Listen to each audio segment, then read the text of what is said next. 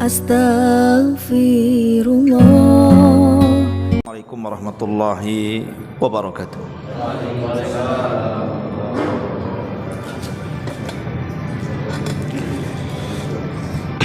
Alhamdulillah wassalatu wassalamu ala Rasulillah wa ala alihi wa sahbihi wa mawalah wa la hawla wa la quwata illa billahi wa ba'du. Alhamdulillah, segala puja dan puji hanya milik Allah subhanahu wa ta'ala.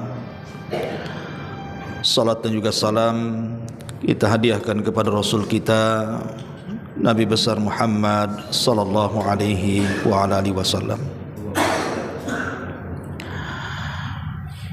Karena malam ini masih bertepatan dengan bulan Rabiul Awal, maka malam ini kita akan membahas beberapa wasiat Nabi sallallahu alaihi wasallam di bulan Rabiul Awal. Tentu yang dimaksud wasiat di sini adalah menjelang kematian Nabi sallallahu alaihi wasallam. Karena peristiwa yang tidak ada khilaf di antara ulama bahwa wafatnya Nabi sallallahu alaihi wasallam itu di bulan Rabiul Awal. Adapun kelahirannya justru diperselisihkan. Karena ada dua peristiwa yang disepakati terjadi di bulan Rabiul Awal ini. Pertama, hijrahnya beliau, dan yang kedua wafatnya beliau. Adapun kelahirannya, saya katakan tadi terjadi khilaf ulama. Ada yang mengatakan Rasul lahir di bulan Ramadan, ada yang mengatakan lahir di bulan Rabiul Awal. Kalau cerita tentang kelahiran tentu sering kita ceritakan dan mungkin sudah banyak orang-orang yang ustadz-ustadz kita yang menceritakannya. Maka malam ini kita akan menceritakan tentang wasiat-wasiat Rasul menjelang wafatnya. Apa sih yang diwasiatkan Rasul kepada kita? Tentu wasiat menjelang wafat ini bukan wasiat biasa. Karena setelah wasiat ini Rasul tidak pernah berjumpa lagi dengan kita. Pasti dia akan memilih tema-tema yang sangat penting. Makanya kita akan mengenal apa wasiat Nabi sallallahu alaihi wasallam. Ma'asyiral muslimin yang dimuliakan Allah Subhanahu wa taala. Sebelum itu kita menjelaskan gambaran dulu tentang wafatnya Nabi. Di dalam surah Az-Zumar ayat 39 sampai 30 Allah mengatakan, innaka mayyitun wa innahu mayyitun. Allah Subhanahu wa taala mengatakan dalam surah Az-Zumar 30, sesungguhnya kamu akan mati wahai Muhammad, dan sesungguhnya mereka juga umatmu akan mati. Dan Nabi Allah Subhanahu wa taala juga mengatakan dalam surah Al-Anbiya ayat 34-nya, wa ma ja'alna li basyarin min qablikal khulda afa immitta fahumul khalidun. Dan kami tidak menjadikan hidup abadi bagi seorang manusia pun sebelum engkau wahai Muhammad. Maka jika kamu mati, apakah mereka kekal? Tidak, mereka juga akan mati. Dan Allah Subhanahu wa taala juga mengatakan dalam surah Al-Imran ayat 185-nya, kullu nafsin dha'iqatul maut. Setiap jiwa itu pasti disentuh dengan kematian. Artinya siapapun akan mati. Baik dia orang mulia ataupun orang hina. Baik dia orang besar ataupun orang kecil, bahkan para nabi sekalipun disentuh dengan kematian. Termasuk Nabi kita Muhammad sallallahu alaihi wasallam. Ma'asyiral muslimin yang dimuliakan Allah Azza wa Jalla, 4 tahun sebelum wafatnya Nabi sallallahu alaihi wasallam atau pada tahun 7 Hijriah. Nabi SAW mengalami kemenangan dalam perang Khaybar, dan perang Khaybar ini adalah perang melawan orang-orang Yahudi yang keempat kali sekaligus terakhir kali yang dipimpin Nabi, karena ketika itu sudah tidak ada lagi orang Yahudi di Madinah. Lah karena dendamnya orang-orang Yahudi kepada Rasul, ada seorang wanita namanya Zainab bintul Harith. Dia pura-pura mengundang makan Rasul di rumahnya, padahal dia sudah mempersiapkan racun yang diletakkan di makanan yang disuguhkan kepada Rasul dan para sahabatnya. Nabi itu tidak pernah menolak undangan, baik kepada orang kaya ataupun orang miskin, baik kepada orang muslim ataupun orang non-muslim, selama halal makanannya. Dan sembelihan ahli kitab halal, kan Allah yang mengatakan wa ta'amul ladzina utul kitaba hillu lakum. Makanan artinya sembelihan ahli kitab itu halal bagi kalian. Maksud ahli kitab di sini Yahudi ataupun Nasrani. Berarti selain Yahudi dan Nasrani haram makanan sembelihannya. Lah ketika Nabi SAW hendak menyantap paha kambing kesukaan dia yang disuguhkan Zainab bintul Harith ini, dan sudah termakan sedikit racun yang ada dalam paha kambing itu, tiba-tiba kemudian Nabi SAW berhenti dan mengatakan di hadapan para sahabat, irfa'u aydiyakum fa innaha akhbaratni annaha masmumah.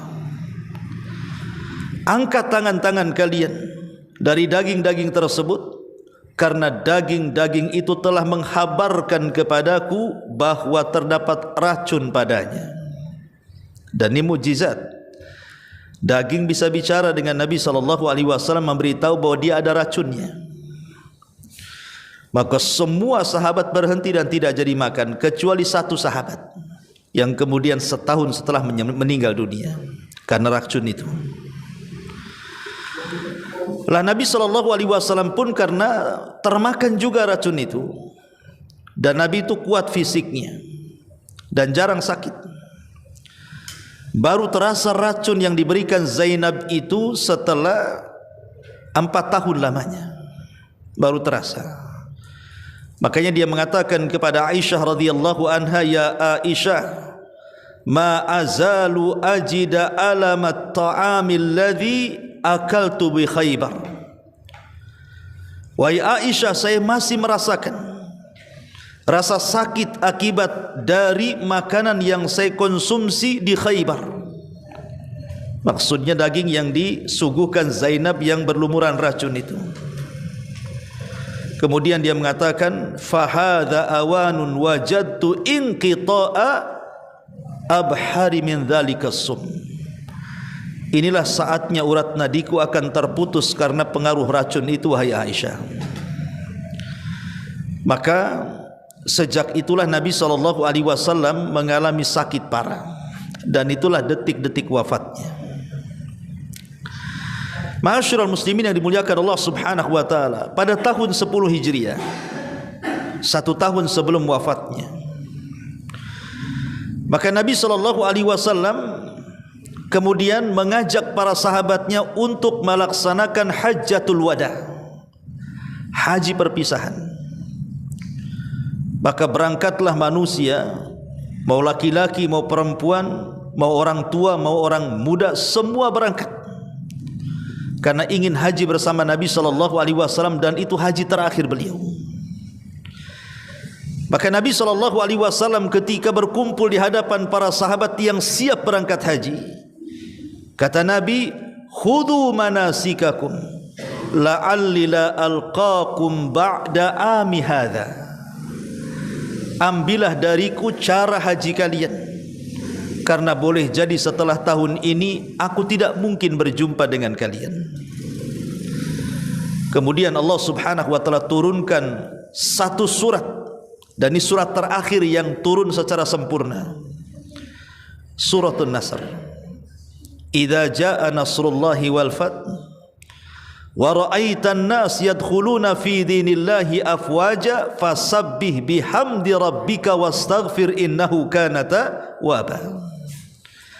Apabila telah datang pertolongan Allah dan kemenangan, dan kamu lihat manusia dari mana-mana mereka masuk ke dalam Islam, maka bertasbihlah dengan memuji Rabbmu dan memohonkan ampun kepadanya, sesungguhnya Dia zat yang maha penerima taubat. Maka sejak turun ayat ini, Nabi SAW selalu membaca dalam ruku dan sujud salatnya, Subhanakallahumma wa bihamdika Allahumma gfirli. Setelah turun ayat ini sampai wafat, Rasul membaca dalam ruku dan sujudnya, Subhanakallahumma wa bihamdika Allahumma gfirli. Maha suci Engkau ya Rabb, wahai Allah, dan segala puji bagimu, wahai Allah, ampunilah dosa-dosaku. Setelah selesai dari Hajjatul Wada, maka Nabi SAW pulang. Maka tepat di tengah-tengah Arafah, ketika Nabi SAW melaksanakan wukuf di Arafah, turunlah ayat tentang kesempurnaan Islam. Al-yawma akmaltu lakum dinakum wa atmamtu alaikum ni'mati wa raditu lakumul Islam madina. Pada hari ini kusempurnakan kepada kalian agama kalian, kusempurnakan nikmatku untuk kalian, dan kuredho Islam sebagai agama kalian. Inilah ayat yang sangat agung turun ketika Rasul sedang wukuf di Arafah dan sedang berceramah di hadapan manusia. Maka kemudian Nabi SAW bertolak dari Mekah ke Madinah. Di tengah jalan inilah turun ayat terakhir, surah Al-Baqarah ayat 281. Ini ayat yang terakhir turun. Apa itu?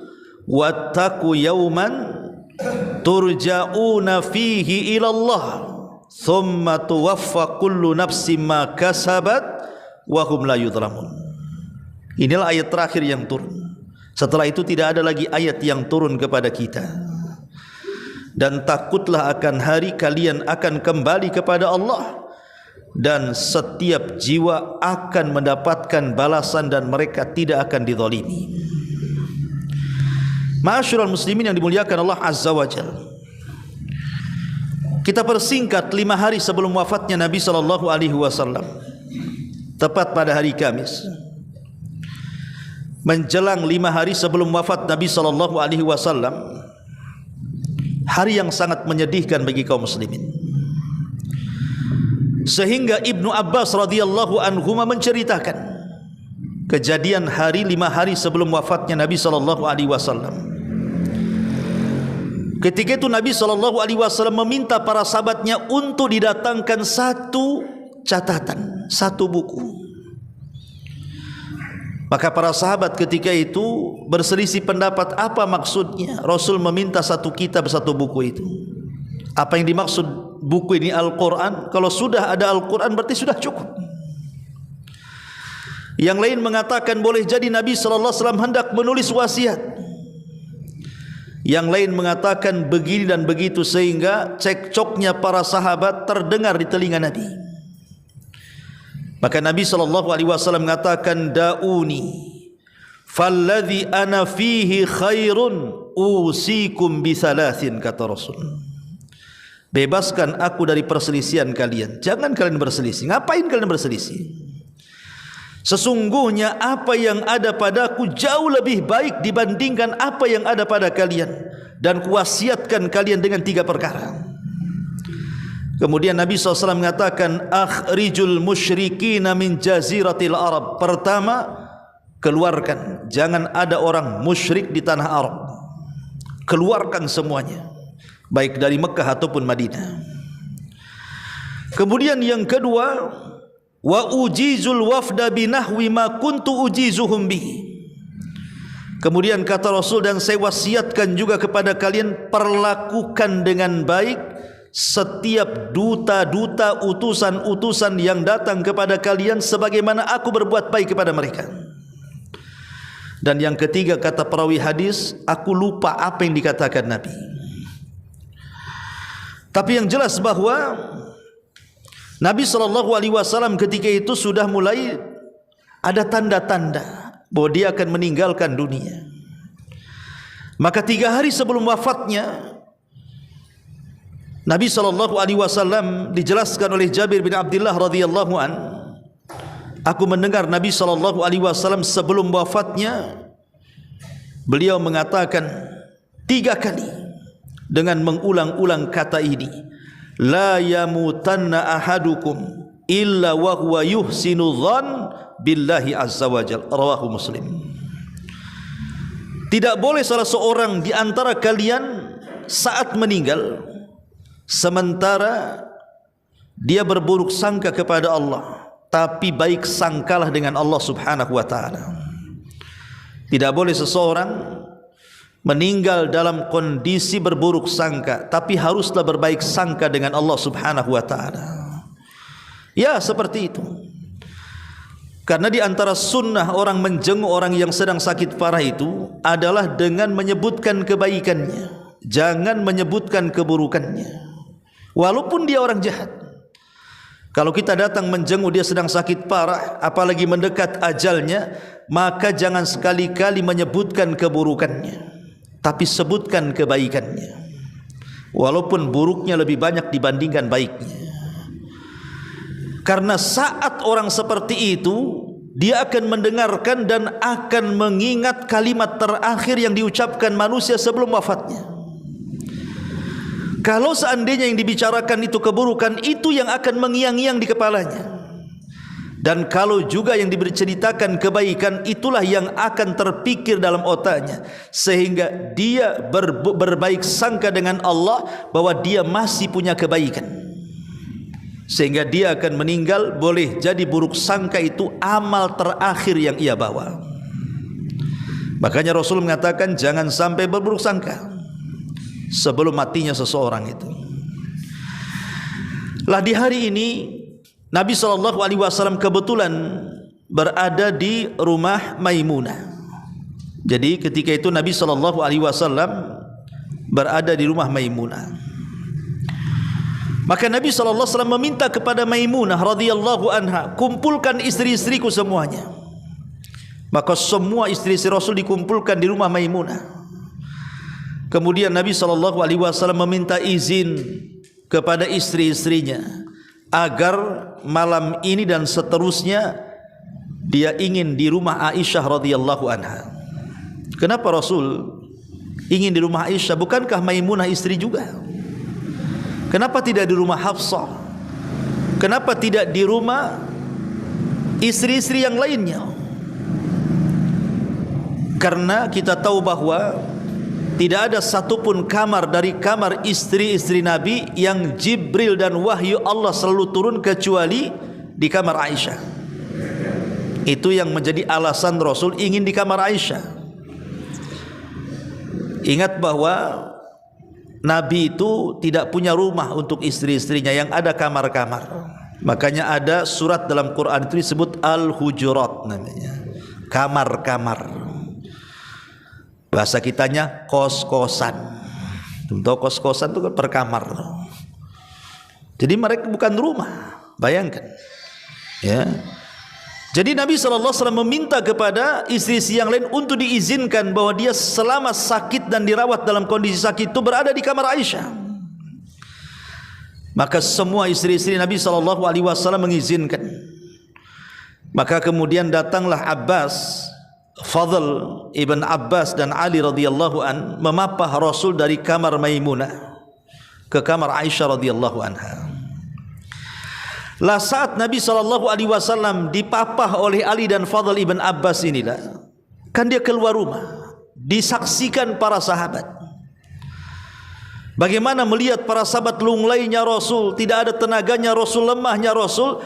Akhirnya kemudian berita ini menyebar sampai ke seantero penjuru-penjuru Madinah, dan semua sahabat mendengarnya. Akhirnya para sahabat pun khawatir, ada apa dengan Nabi? Maka semua dari kabilah-kabilah datang memenuhi Masjid Nabawi. Sementara Aisyah itu kamarnya dempet dengan Masjid Nabawi. Mereka ingin tahu kondisi Nabi SAW. Akhirnya karena ramainya orang dalam masjid itu, sehingga membuat suara-suara, yang suara ini masuk ke kamar Aisyah. Sehingga Nabi SAW yang sedang sakit parah mengatakan kepada Aisyah, suara apa di luar wahai Aisyah? Coba kau lihat ke sana. Maka kemudian Aisyah radhiyallahu anha beritahu bahwa di luar sudah banyak para sahabat. Ka'annahum yakhafuna 'alaika ya Rasul. Seolah-olah mereka mengkhawatirkan engkau wahai Rasul. Maka Nabi SAW berusaha untuk melihat mereka. Dipanggillah Abbas dengan Fadl ibn Abbas dan Ali radhiyallahu an untuk memapah Rasul masuk ke dalam masjid. Akhirnya kemudian Ali dan Fadl pun memapah Rasul sampai ke tengah-tengah masjid. Kemudian meminta Rasul agar ditempatkan di mimbarnya. Maka Rasul pun kemudian naik di atas mimbarnya. Disinilah Nabi SAW berwasiat kepada para sahabat, dan inilah wasiat terakhir Rasul. Karena selepas ini tidak pernah Rasul naik mimbar lagi. Karena Nabi SAW meninggal dunia. Nabi SAW yang pertama kali setelah dia memuji Allah, kemudian bersalawat kepada dirinya sendiri, kemudian Nabi SAW mengatakan, innallaha khayyara abdan bainad dunya wa baina ma indallah.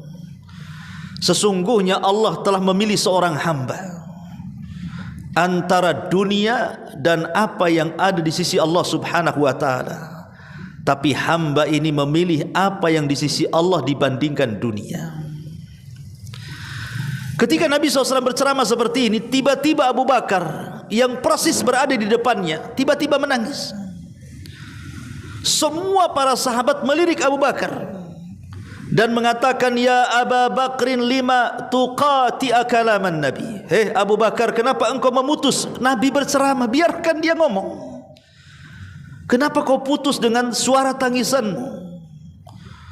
Maka Abu Bakar hanya terus menangis dan menangis. Sampai akhirnya Nabi SAW mengatakan, da'u Abu Bakrin yatakallam. Biarkan Abu Bakar bicara. Kalian jangan bicara. Kemudian tiba-tiba Abu Bakar mengatakan, ya Rasulullah, fadaina bi amwalina. Fadainaka bi amwalina wa fadainaka bi ahlina wa fadainaka bi nafsina ya Rasulullah. Rasul, kami siap menebus engkau dengan harta-harta kami. Kami siap menebus engkau dengan keluarga kami. Kami siap menebus engkau dengan jiwa-jiwa kami, asal engkau tidak meninggalkan diriku. Ma'asyiral muslimin yang dimuliakan Allah Subhanahu wa ta'ala, tiba-tiba semua para sahabat terdiam. Rupanya dari sebanyak itu para sahabat yang hadir tidak paham istilah Rasul kecuali Abu Bakar. Maksud hamba dalam hadis itu adalah Nabi SAW, bahwa Rasul pernah diberikan pilihan. Kapan itu? Ketika Nabi SAW menziarahi kuburan Baqi', dan itu mendekati wafatnya. Kemudian Nabi SAW selepas dari kuburan Baqi' itu, Nabi SAW menjelaskan, inni khuyyirtu baina khazainil ardi wal khuldi fiha wa baina liqa'i rabbi wal jannah. Sesungguhnya aku diberikan pilihan dengan akan diberikan kekayaan yang melimpah dalam kehidupan dunia, dan juga pilihan untuk berjumpa dengan Rabbnya dan dijanjikan sorga. Maka Nabi SAW semakin rindu untuk cepat meninggal dibandingkan hidup. Makanya Rasul berceramah seperti ini ketika wasiat terakhir beliau. Lah, tidak ada yang memahami kecuali Abu Bakar. Dan sebelumnya Nabi SAW 7 hari sebelum wafatnya, Nabi SAW juga mengajak para sahabatnya untuk berziarah ke kuburan syuhada Uhud. Kenapa Nabi SAW mengajak para sahabatnya untuk berziarah kubur kepada para syuhada Uhud itu? Nabi ingin mengingatkan di hadapan para sahabat, jangan pernah lupakan sejarah. Jas merah, jangan lupakan sejarah. Seolah-olah Rasul ingin mengatakan, kalau bukan karena Allah kemudian para syuhada Uhud ini, kalian tidak seperti ini sekarang. Rasul tidak pernah melupakan kebaikan para syuhada. Diingatkan kepada sahabat yang lainnya. Lah kemudian Nabi SAW setelah itu pulang. Di tengah jalan itulah Nabi SAW menangis. Kemudian dia mengatakan, asfaqtu li ikhwani, sungguh aku rindu ingin berjumpa dengan teman-temanku. Sahabat heran dan mengatakan, ya Rasulullah, awalasna ikhwanuka, Rasul bukankah kami teman-temanmu?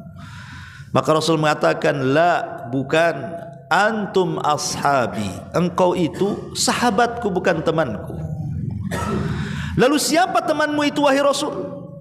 Maka Nabi SAW mengatakan, humul qaum ja'u min ba'di, mereka adalah sebuah kaum yang datang setelahku, setelah aku meninggal. Humul qaum ja'u min ba'di yu'minuna bi walam yarawni, mereka bisa beriman dengan keyakinan penuh kepadaku padahal mereka tidak pernah melihatku. Itulah teman-temanku. Jadi Nabi SAW sudah merasakan dekat ajalnya sampai dia bicara seperti itu. Dia rindu dengan umatnya yang datang setelahnya. Makanya Nabi SAW ketika khutbah di situ, Nabi SAW mengingatkan bahwa dia sudah dipanggil Allah Subhanahu Wa Taala, sudah akan dipanggil oleh Allah Subhanahu Wa Taala. Maka setelah turun dari mimbar, kemudian Rasul mendoakan para sahabat, awakumullah wa nasarakumullah, semoga Allah melindungi kalian, semoga Allah memberikan penjagaan kepada kalian. Terus Rasul mendoakan para sahabat. Dan sebelum benar-benar turun dari mimbar, Rasul mengatakan, ucapkan salamku untuk umatku yang datang sepeninggalku. Rasul sempat memberikan salam kepada kita. Baru Rasul masuk ke kamar Aisyah. Lah disitulah Nabi SAW sakit parah. Sakit parah tepat menjelang ajalnya. Nabi SAW berada di pangkuan Aisyah Ummul Mukminin radhiyallahu anha. Dan inilah bedanya Aisyah dengan Khadijah. Kalau Khadijah saat meninggal berada di pangkuan Nabi, tapi Nabi SAW saat meninggal berada di pangkuan Aisyah radhiyallahu anha. Seolah-olah dua wanita ini adalah wanita yang mulia di hadapan Nabi. Yang satu meninggal di pangkuan Nabi Khadijah, yang satu pula Nabi meninggal di pangkuan Aisyah radhiyallahu anha. Dan itu menjadi kebanggaan Aisyah karena Rasul wafat di pangkuan dirinya. Saat detik-detik sakaratul maut Rasul itu, maka datang Abdurrahman, putra Abu Bakar Siddiq radhiyallahu anhu, masuk ke kamar Aisyah karena saudaranya. Ketika itu Abdurrahman sedang memegang siwak. Pandangan Nabi SAW tiba-tiba sangat tajam kepada siwaknya Abdurrahman. Aisyah paham bahwa Rasul ingin bersiwak sebelum wafatnya, karena ingat, siwak bagi Rasul itu wajib, sama dengan solat tahajud itu wajib bagi Rasul. Maka Nabi SAW, Aisyah mengambilkan siwak Abdurrahman, kemudian memotongnya, kemudian melembutkannya, kemudian memberikannya kepada Rasul. Apa kata Aisyah? Demi Allah aku tidak pernah Rasul bersiwak seindah itu. Kemudian selang beberapa saat masuklah Fatimah, putri yang paling dicintai Nabi. Tiba-tiba Rasul mengatakan, ya Fatimah, mendekat kau kepadaku. Tiba-tiba Rasul membisikkan sesuatu kepada Fatimah. Fatimah pun kemudian menangis. Kemudian Rasul membisikkan kedua kali, tiba-tiba Fatimah tertawa. Aisyah radhiyallahu anha heran, kenapa orang bersedih bisa menggabungkan antara tangisan dan tawaan. Makanya sepeninggal Rasul, Aisyah bertanya, apa yang dibisikkan Rasul saat menjelang wafatnya, wahai Fatimah? Maka Fatimah mengatakan, adapun bisikan pertama Rasul mengatakan, engkau adalah dari keluargaku yang pertama kali menyusul kematianku. Karena kita tahu putra putri Rasul meninggal sebelum Rasul meninggal, kecuali Fatimah. Qasim meninggal, Rasul belum meninggal. Abdullah meninggal, Rasul belum meninggal. Zainab meninggal, Rasul belum meninggal. Ruqayyah meninggal, Rasul belum meninggal. Ummu Kulthum meninggal, Rasul belum meninggal, kecuali Fatimah. Fatimah wafat setelah Rasul meninggal 6 bulan setelahnya. Rasul meninggal 6 bulan setelahnya Fatimah meninggal. Inilah yang aku menangis. Adapun kemudian Rasul sallallahu alaihi wasallam membisikkan kedua kalinya, aku ketawa hai Aisyah, karena Rasul menghabar gembirakan kepadaku, anti sayyidatun nisa'i fil jannah. Wahai Fatimah, engkau akan menjadi pemimpin para wanita di sorga. Aku pun tersenyum karena bangga. Ma'asyiral muslimin yang dimuliakan Allah Subhanahu wa taala, selepas itu maka Nabi sallallahu alaihi wasallam memerintahkan semua istri-istrinya, semua kerabat-kerabatnya untuk meninggalkan dia bersama Aisyah dalam ruangan itu. Maka semua keluar kecuali Rasul dan Aisyah. Tiba-tiba kemudian pintu diketuk. Rupanya yang datang adalah Jibril alaihi salam membawa malakul maut. Kata Jibril, wahai Rasul, wahai Muhammad, izinkan kami masuk. Maka kata Rasul, silahkan. Kemudian Jibril alaihi salatu wassalam mengatakan kepada Nabi sallallahu alaihi wasallam, sekali lagi wahai Muhammad, Allah memberikan pilihan kepadamu. Apakah kau ingin tetap hidup dengan gemerlap dunia yang akan kau dapat, ataukah engkau akan memilih menyusul kawan-kawanmu dari kalangan para nabi ila rafiqil a'la, di surga yang paling tinggi. Tiba-tiba Nabi SAW kemudian telunjuknya seperti ini, kemudian naik mengangkat ke langit dan mengatakan ila rafiqil a'la, ila rafiqil a'la, katanya. Aisyah tidak melihat Jibril, Aisyah tidak melihat malakul maut, tapi Aisyah tahu ketika Rasul mengatakan ila rafiqil a'la, aku memilih bersama teman-temanku di surga yang paling tinggi. Artinya Rasul memilih kematian dibandingkan hidup. Aisyah mengatakan, demi Allah aku tahu sekarang Rasul sedang diberikan pilihan, katanya. Maka disitulah Nabi SAW mengatakan la ilaha illallah wa inna lil mauti la sakarat. Tidak ada sembahan yang berhak disembah kecuali Allah. Sungguh dalam kematian itu ada rasa sakit yang luar biasa. Kemudian Nabi SAW tiba-tiba terdiam. Rupanya malaikat maut sudah mengatakan, ya ayyatuhan nafsut tayyibah, ruhu Muhammad ibn Abdillah, ukhruji ila radiyatan mardiyah. Wahai ruh yang baik, ruh Muhammad ibn Abdillah, keluarlah menuju keridhaan Allah Subhanahu wa taala, menuju kemuliaan Allah Subhanahu wa taala. Maka Nabi SAW tepat di waktu duha, hari Senin tanggal 12 bulan Rabiul Awal tahun 11 Hijriah, Rasul meninggal. Di pangkuan siapa? Aisyah. Aisyah radhiyallahu anha ketika melihat semakin berat kepala Nabi SAW di pangkuannya, semakin lemas jasad Rasul, ini tanda kematian. Apa yang harus dibicarakan Aisyah? Sementara dia wanita yang paling dicintai Rasul dan mencintai Rasul. Aisyah hanya berusaha untuk membuka pintu yang menghadap Masjid Nabawi yang di situ sudah berkumpul para sahabat. Aisyah hanya mengatakan mata Rasulullah, mata Rasulullah. Rasul sudah meninggal, Rasul sudah meninggal. Semua para sahabat seperti orang gila. Bayangkan Ali radhiyallahu anhu tidak sanggup berdiri. Dia tidak percaya bahwa Rasul sudah meninggal. Bahkan Utsman seperti orang gila, lari ke sana, lari ke sini, seolah-olah tidak percaya. Bahkan Umar bin Khattab radhiyallahu anhu sampai lari ke rumahnya, dia mengambil pedang, kemudian keluar lagi, kemudian mengatakan di hadapan manusia, siapa yang mengatakan Muhammad sudah mati, kupenggal lehernya, kupenggal lehernya. Siapa yang mengatakan Muhammad sudah mati, kupenggal lehernya.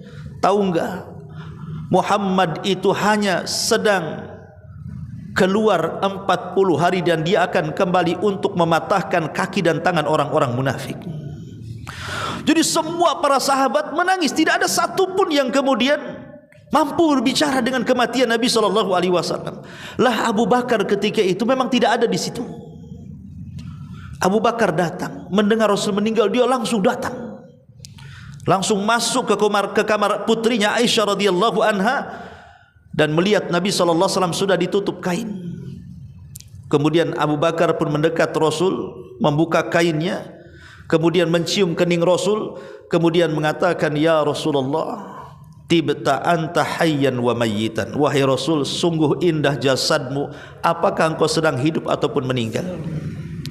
Kemudian Abu Bakar keluar, berusaha menenangkan para sahabat.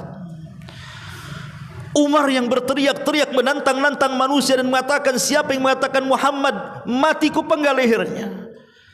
Abu Bakar mengatakan, uskut ya Umar. Bisa diam enggak Umar? Bisa diam wahai Umar. Tapi Umar tak mau diam.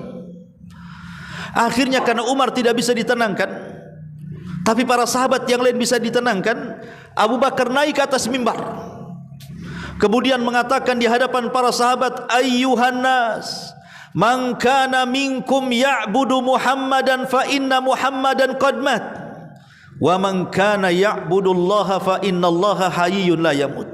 Wahai manusia, siapa di antara kalian yang masih menyembah Muhammad, Muhammad sudah mati. Apa kalian akan sembah Muhammad yang sudah mati? Tapi siapa di antara kalian yang menyembah Allah, dialah zat yang tetap hidup dan tidak akan pernah mati.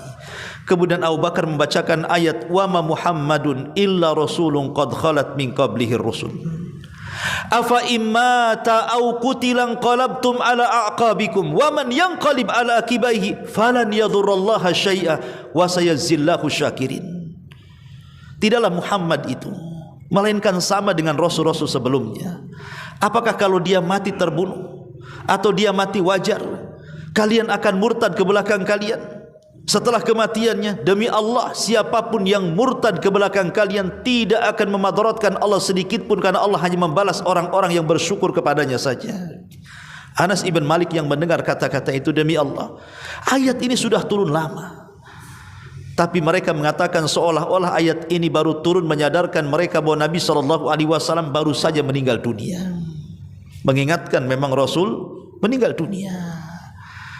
Setelah Nabi SAW meninggal dunia, maka kemudian Ali radhiyallahu anhu dan beberapa para sahabat berusaha untuk memfardu kifayahkan Rasul, sampai akhirnya jasad Nabi SAW meninggal hari Kamis dan baru bisa dikebumikan hari Rabu. Kenapa 3 hari jasadnya Rasul? Bukankah Rasul yang mengatakan asri'u bil janazah, segerakan proses jenazah itu? Ini Rasul yang mengatakan. Kenapa jasad Rasul 3 hari dibiarkan? Karena ketika itu para sahabat sedang memilihkan siapa yang layak menjadi khalifah sepeninggal Nabi. Sebab kalau belum ada khalifah yang menggantikan sepeninggal Nabi, maka Ansar dan Muhajirin akan bertengkar soal Nabi. Makanya setelah terpilih Abu Bakar menjadi khalifah, maka barulah kemudian jasad Nabi dikuburkan. Di mana dikuburkan? Persis di kamar Aisyah. Karena terjadi perselisihan. Orang-orang Muhajirin mengatakan, bagaimana kalau jasad Rasul kita bawa ke Mekah, itulah tanah kelahirannya. Tapi orang-orang Ansar mengatakan, oh tidak bisa, ini tanah hijrahnya. Akhirnya kemudian Abu Bakar mengatakan, aku pernah mendengar Rasulullah bersabda bahwa setiap nabi harus dikebumikan di tempat dia dicabut ruhnya. Lah kebetulan dicabut ruhnya di kamar Aisyah, maka langsung digalikan kubur di situ. Disitulah makam Nabi SAW sampai hari ini. Inilah kisah global tentang kematian Nabi SAW. Baik, kita masuk kepada tema kita. Apa yang diwasiatkan Rasul menjelang wafatnya ketika khutbah di hadapan para sahabat itu? Apa saja wasiat-wasiatnya itu? Yang pertama, wasiat yang diwasiatkan Nabi SAW yang pertama adalah Rasul mengingatkan soal dunia. Kata Nabi SAW, laisal mal faqru akhsha alaikum. Bukanlah kefakiran itu yang aku takutkan kepada kalian. Kata Rasul, bukan kefakiran yang aku takutkan kepada kalian. Lalu apa yang ditakutkan Rasul? walakin ahsya an tubsatad dunya, yang aku takutkan kepada kalian kalau dunia dibentangkan di hadapan kalian. Fatanafasuha kama tanafasal ladzina min qablikum fatuhlikakum kama ahlakathum. Kemudian kalian berlomba-lomba mengejar dunia sebagaimana umat sebelum kalian mengejarnya, kemudian kalian dihancurkan Allah sebagaimana umat sebelum kalian dihancurkan Allah gara-gara mengejar dunia. Rasul mengingatkan soal apa? Fitnah dunia. Hati-hati dengan dunia. Kemudian yang kedua, Nabi SAW juga mengingatkan kepada kita tentang wasiat agar para sahabat Rasul mengeluarkan orang-orang musyrik dari Jazirah Arab. Maka tidak boleh ada orang musyrik satupun yang hidup di Jazirah Arab kali itu, baik di Mekah atau di Madinah. Keluar mereka. Dan alhamdulillah wasiat Rasul ini sampai hari ini kan. Kita kalau sedang umroh, masuk di Nuqtah, perbatasan masuk tanah haram, biasanya ada pemeriksaan di situ. Lihat paspor. Kalau dia non muslim, maka dikeluarkan sana ke Riyadh sana. Jangan masuk ke haram atau ke Madinah.